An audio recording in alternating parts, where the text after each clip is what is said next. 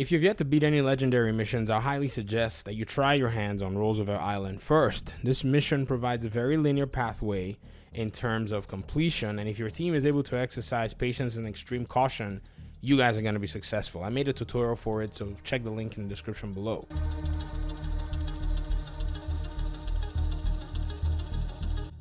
Now, District Union area is structurally different as a stronghold, and in order to tackle it, you're going to have to do very specific things for you to be successful. In fact, this tutorial is going to start from the final boss rather than starting from the opening area. And the reason I want to start it from the final boss is because at the center of your team synergy, you need somebody that is a tank, someone who has a maxed out tank build, or at least close, to be able to do a whole lot of work for you guys in this mission. You're going to come in contact with all the legendary enemy NPC types, but the difference between this and Roosevelt Island is you're in a very small structure. Hence, you're going to need a tank to be able to allow for you to be able to draw enemy NPCs into funnel areas or into traps that you may set in order for you to be able to do this mission successfully. Now, if you are not built for legendary missions or you don't have the builds for that yet, this build is a build that you can actually pursue to try to do in regard to ease of acquiring materials.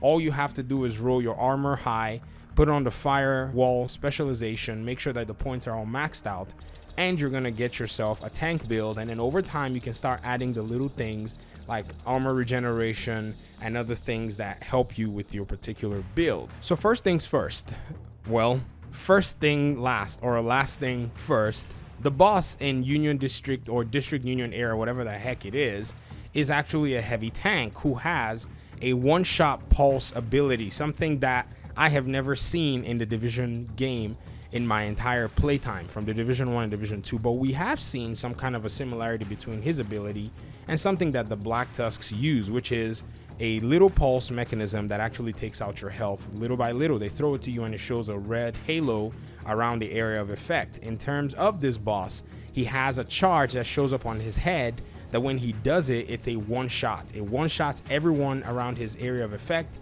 and takes them out immediately. So what this means is you have to systematically work your way to taking out the mobs as quickly as you possibly can before you get this boss in your line of sight.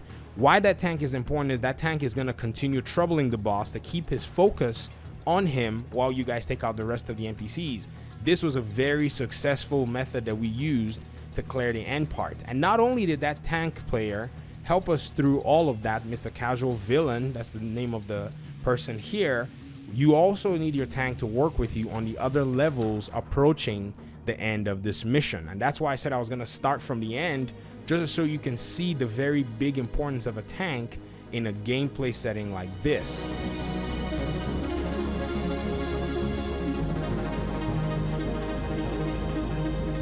The very next aspect is you have to have a healer, and this is where we jump back to the beginning of the mission. Sorry that I've structured the video like this, but I did it for a specific reason.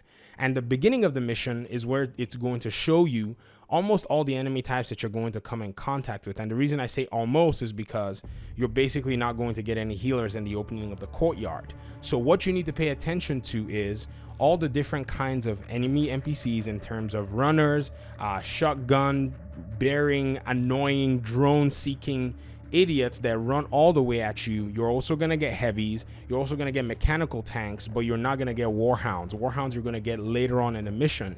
This is going to teach you exactly what you need to do. One of the really important things that a lot of people fail this mission about is the drone controllers. The drone controllers send these drones at you and you don't have enough time to see them coming, and in some cases even to shoot them fast enough because they move very fast.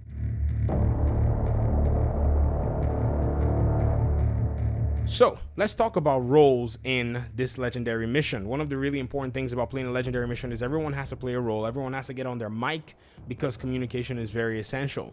This is going to help everyone establish roles and tell you who is doing what or what they wish to play, either they be DPS, whether it be tank, whether it be skill.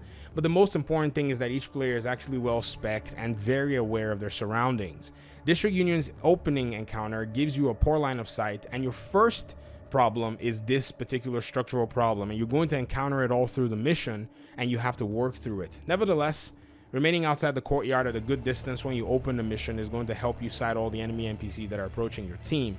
And in this area, I recommend a healer with a hive and at least 2 DPS players with 1 tank. This combination of tank, DPS, and healer is very important because the tank's going to be able to draw some enemy fire while your damage dealers take down the enemies quickly.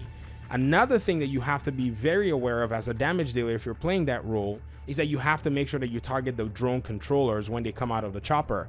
If not, it's going to be something that you will find a very difficult obstacle to deal with. Many teams have wiped because of this drone problem in the very first area.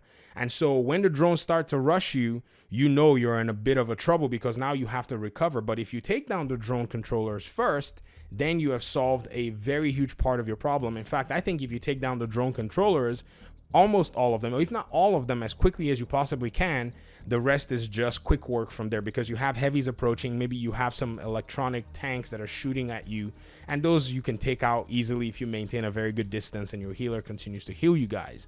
Phase 2 is when you actually enter the arena, and immediately you're greeted by a party of Black Tusk enemies who have a couple of healing stations and their weapons trained on you. This is the door camping fest that you might have to go through because after taking out that party, you're going to deal with 3 heavies that spawn. Be sure that they're not standing in the healing station. So that means your very first priority is to damage those 2 healing stations and take out these NPCs, because if they're sitting in that healing station, it's going to be very difficult for them to take out. There's also a little bit of a cover that you can use, but you have to ensure that your DPS is on point on every single level, that you can melt these NPCs as fast as you possibly can. And what that means, actually, when I say this, is that you have a healer that's actually keeping your DPS players alive. And so your healing station, or what we call the hive in the Division 2, has to be able to replenish armor very fast because your DPS players are going to be taking intense amounts of damage, especially if you're using things like glass cannon, or even if they're not using glass cannon, the enemy NPCs hit very hard. So let your teammates all work in synergy, but understand where everybody is in order to get the best possible outcome. And then as you proceed through this phase, it's all a series of winding hallways where you're going to be dealing with different enemy types, and you're going to meet them on all fronts. You'll meet some warhounds, you're going to meet some more drone controllers, but you already know from the opening scene that your priority is to take out these drone controllers as you possibly can. Now, be careful as you're approaching the different areas, because sometimes the spawn might rush you, and what you don't want is to be rushed and not have a way to recover. What I've noticed about these drone controllers is they're running the KSG shotgun, so that actually does one of the highest amount of damage in the game. So when they hit you, it's really going to be very hard. They're going to hurt you very hard. So what you want to do is you want to make your tank do all that introduction in terms of, hey guys, and then everybody else lays down their support, lays down their fire at the same time. And then this leads you into the most difficult area within the game. This area requires, again, your tank to be very focused on drawing aggro and you able to deal some really high damage. One of the really important things about this is your team has to be willing to move around and be very flexible in how you do things. This is where the communication comes into play. Everyone's got to be on their mics, everyone's got to be on point, healer has got to be very good. And then there are other things that can also help, because after you take out the very first wave of all kinds of drones, all kinds of nonsense, you're going to get rushed. This rush is going to come with drone controllers, it's going to come with different NPCs, and it's going to come with heavies as well. So what do? You make your team move. There are different spots that you can camp on. Some schools of thought have said that you can camp in the little entryway that's actually there, but I wouldn't recommend it. Some schools of thought will argue that you can camp in the stairwell or in the little lobby on the first or the second floor, depending on what country you live, and some argue that you can camp on the very third floor.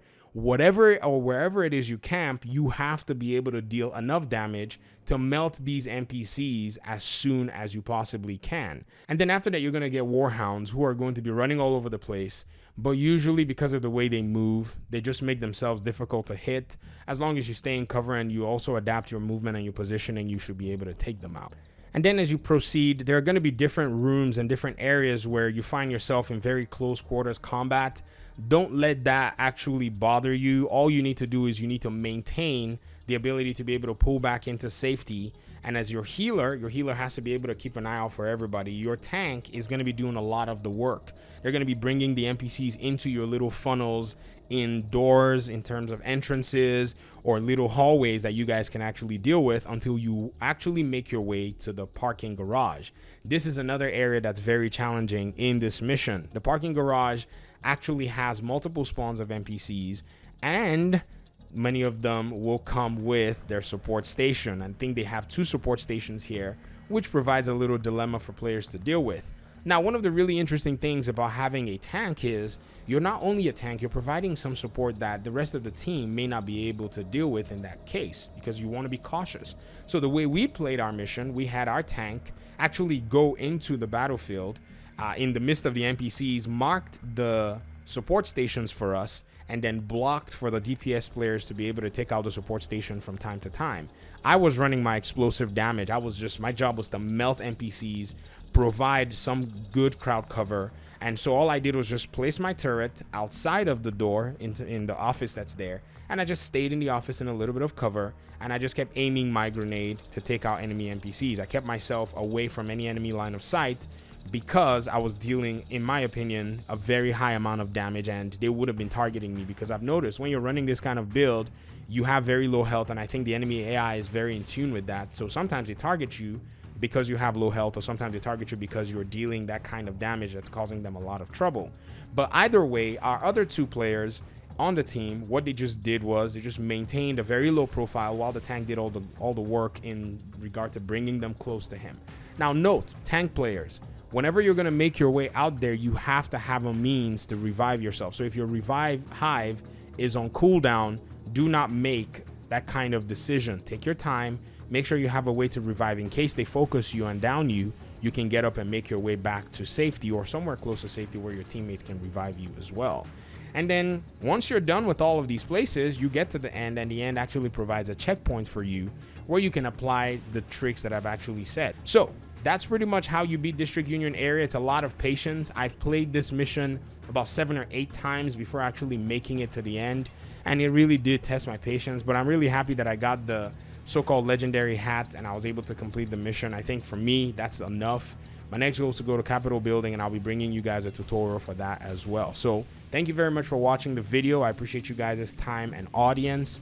If you've not subscribed to the Gamey Daddy channel, hit the subscribe button. And for those of you who have been here since the very first day, second day, or maybe 398th day, whatever it is, thank you all so much for pushing this channel to 25,000 subs. You guys have been a part of the journey, and if it wasn't for you guys, I wouldn't be making Division videos this way. So I guess I'll see you in the next video. Peace.